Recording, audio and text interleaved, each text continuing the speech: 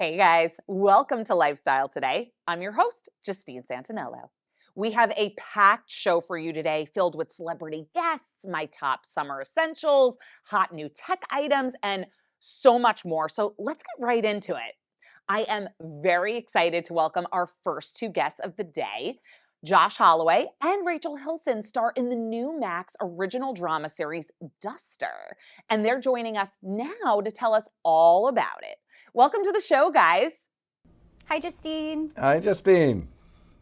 Now, there might be folks out there who don't know the significance of the Plymouth Duster and that the show is actually named for it. So, did you guys know about the history of the car before the show? And are either of you into cars in real life? No, Josh. I am totally into cars, and I'm into muscle cars as well. And I did not know. I remembered the Duster after researching it, but at first I was like, the Duster? What? And I checked it out, and I was like, oh yes, it was that obscure muscle car, that in between, like the GTO and the Charger. Was the Duster. And leave it to JJ and Latoya to come up with such a cool muscle car, because that's a deep cut, a Duster, and it has the Tasmanian Devil logo on it from Looney Tunes, which is so cool.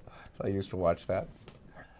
Okay, so this show is set in the 70s, right? So were you guys excited to dive into that time period and be able to play characters who, aren't bogged down with things like phones and social media? Yeah. Yes, I think 1972 was just probably one of the most exciting years in at least American history, for better or for worse. There were a lot of things happening politically and socially and just culturally. So I think it was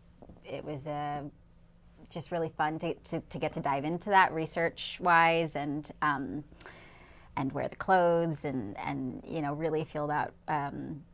Feel like we were in the world. And Josh, I know he's always talking about how much he loves the no phone computer aspect. So. Yes, my God, I was a child in the 70s, and I love that era. I mean, it's such a rich era to explore because of the explosion of creativity and fashion and music and cars and social justice and social issues. Everything was happening during that time.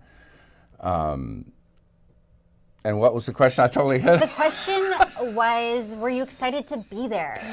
Computers. Yes. Computers. Oh, computers. And I'm the worst. I am not connected to the cell phone. The great rewiring has left me behind.